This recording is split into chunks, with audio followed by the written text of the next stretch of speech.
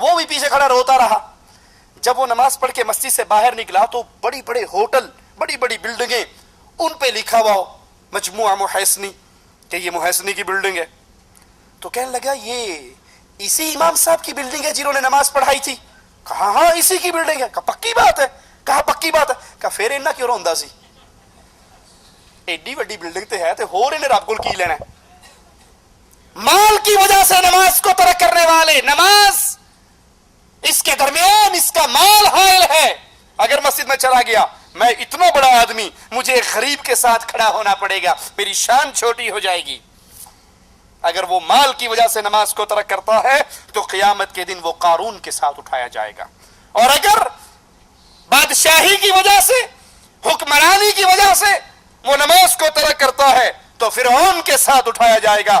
سرکاری ڈیوٹی کے بہانے, جی مولوی صاحب تانوں کی پتا, تانوں کی پتا, سویرے نکلنے 9 بجے دکان کھولنے ہیں, راتی 9 بجے واپس آنے تے آ کے ٹوٹ پہننے ہیں, ڈگ جانے ہیں.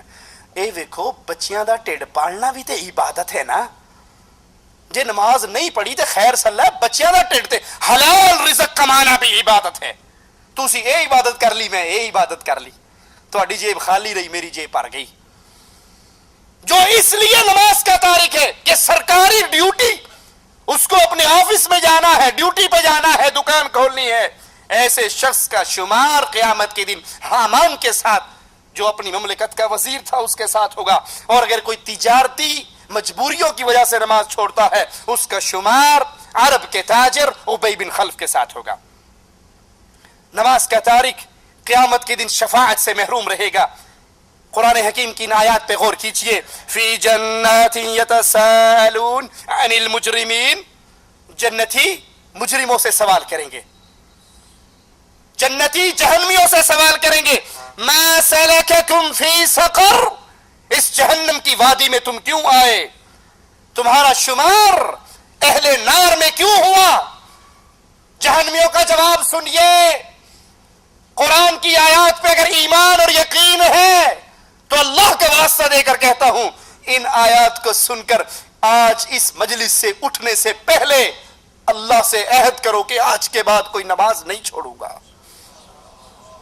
ما سلککم فی سقر, جہنم میں کیوں آئے.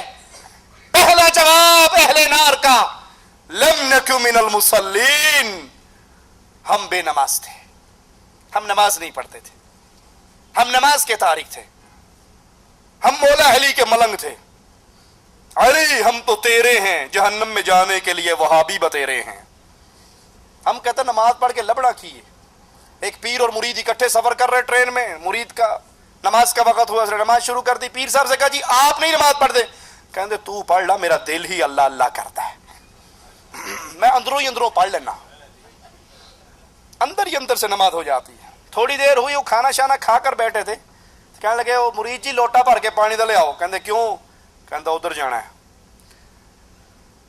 1 نمبر 2 نمبر کٹھا لگا ادھر جانا ہے. کہتا پیر جی اینو بھی اندروں ہی اندروں کر لو.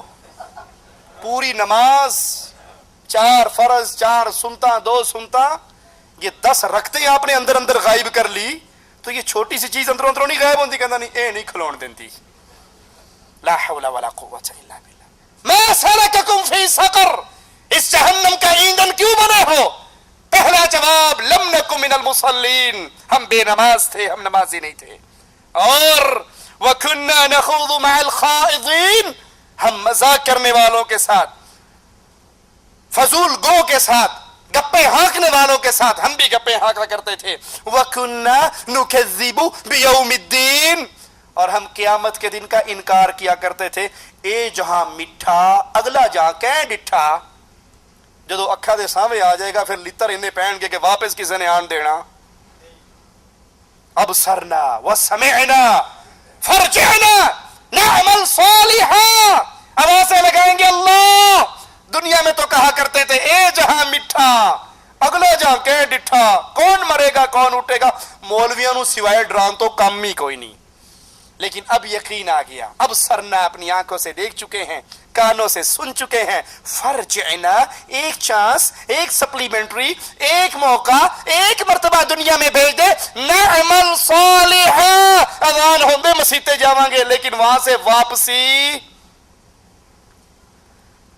کننا نکذب بیوم الدین، ہمیں یقین ہی نہیں تھا کہ قیامت کی گھڑی بھی کوئی آنے والی ہے، حتی آتانا الیقین، یہاں تک کہ موت نے ہمیں آ گھیرا، فما تنفعهم شفاعت الشافعین، مالک فرماتا ہے یہ بے نماز، یہ جہنم میں چلنے والے شفاعت کرنے والے شفاعت کریں گے، امام الانبیاء کی سفارش ہوگی، شفاعت ہوگی، گناہگار مسلمان جہنم سے نکل کے جنت میں جائیں گے، لیکن یہ بے نماز جو جہنم میں ہے ان کو کوئی شفاعت فائدہ نہیں دے گی۔ کیوں؟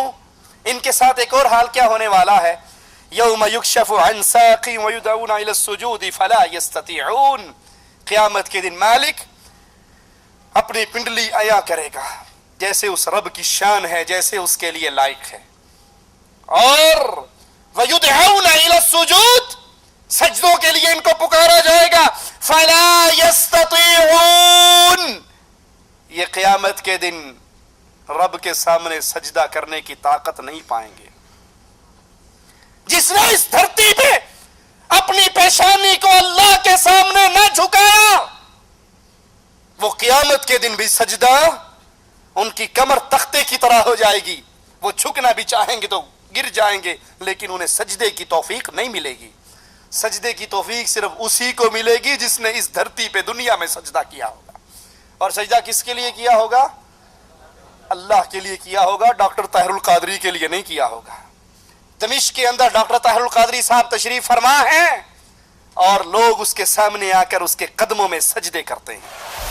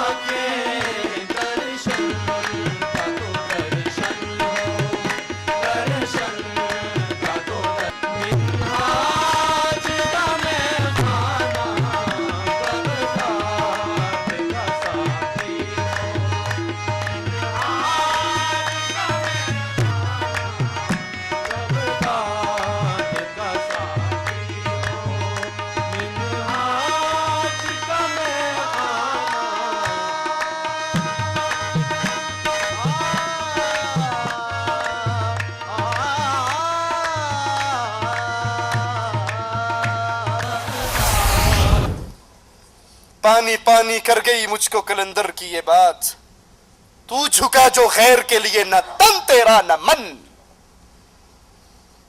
اللہ کے لیے کیا جانے والا ایک سجدہ کائنات کی ہر دھرتی سے، ہر درگاہ سے، ہر دربار سے انسان کو بے نیاز کر دیتا ہے، اور جو رب کے سامنے جھک کر لذت نہیں لیتا وہ کبھی پتھروں پہ گرتا ہے، کبھی قبروں پہ گرتا ہے، کبھی درختوں پہ گرتا ہے، کبھی پیروں پہ گرتا ہے۔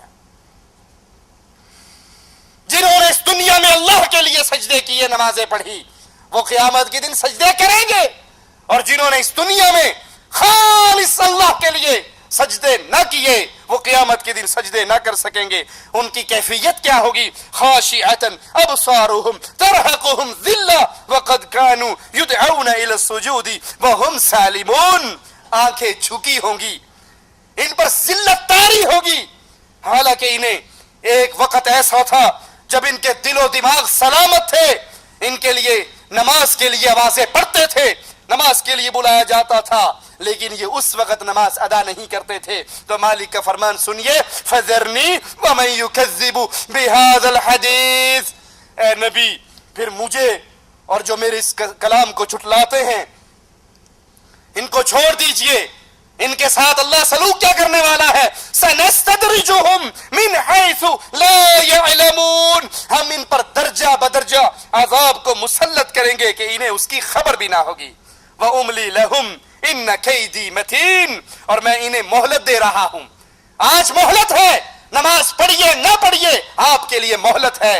مسجد میں اللہ کے لیے سجدہ کریں یا پیروں کے قدموں پہ سجدہ کریں, قبر پہ سجدہ کریں یا علم پہ سجدہ کریں, گھوڑے کے سامنے جھکے یا دلدل کے سامنے جھکے, آپ کو مہلت ہے, اجازت ہے, اختیار ہے. لیکن ایک گھڑی وہ آنے والی ہے جب آپ کے سارے اختیار مالک چھین لے گا.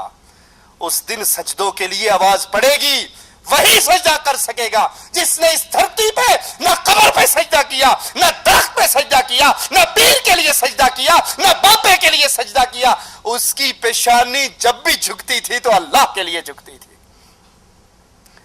تاریخ میں آتا ہے, آخری بات کہہ کے بات ختم کرتا ہوں اور انشاءاللہ اس مضمون کو اگلے درس میں پورا کریں گے. ایک بادشاہ وقت نے فیصلہ دیا تھا کہ میرے دربار میں جو بھی آئے پہلے سجدہ کرے, پھر کھڑے ہو کر اپنا معاملہ پیش کرے. وقت کے امام نے فتویٰ دیا تھا یہ بادشاہ بھی کافر ہے, اس کے سامنے سجدہ کرنے والے بھی کافر ہیں. اس نے اس عالم کو اٹھایا اور جیل میں بند کر دیا. سال ہا سال گزر گئے. بادشاہ کا وزیر مشورہ دیتا ہے اگر یہ عالم جس کی حکمرانی لوگوں کے دلوں پر ہے, اگر یہ جیل کے اندر مر گیا تیرے خلاف انقلاب برپا ہو جائے گا. میں تیرے لیے حیلہ اور بہانہ تلاش کرتا ہوں, تو اس کو نکال, یہ بوڑھا تو ہو گیا ہے, کمر تو اس کی جھک گئی ہے, اس کو اپنے دربار میں لے کے آ, لیکن مین گیٹ سے نہیں لانا, میں ایک چھوٹی سی کھڑکی کھول دوں گا, وہاں سے اس کو اندر داخل کرنا. کھڑکی میں سے داخل ہونے کے لیے لازمی بات ہے پہلے یہ اپنے سر کو جھکائے گا, تو تھوڑا سا سر جھک جائے گا, تیرا کام ہو جائے گا, تیری ضد پوری ہو جائے گی اور یہ معاملہ بھی ٹھنڈا پڑ جائے گا. کہا بات تیرا, مشورہ تیرا ٹھیک ہے. لے کر آئے, ایک کھڑکی کھولی گئی. یہ اللہ کا دین کا مجاہد لاٹھی ٹیکتا ہوا آ رہا ہے, اور جب اس کی نظر کھڑکی پہ پڑتی ہے یہ سمجھ جاتا ہے کہ یہ ڈرامہ میرے لیے کیا گیا ہے. یہ اپنی گردن کو نہیں جھکاتا, لاٹھی پہ ٹیک لے کر اکڑ کر پہلے اپنی ٹانگوں کو داخل کرتا ہے, پھر اپنی گردن کو داخل کرتا ہے اور کہتا بادشاہ یہ گردن کٹ سکتی ہے, رب کے سوا کسی کے سامنے جھک نہیں سکتی.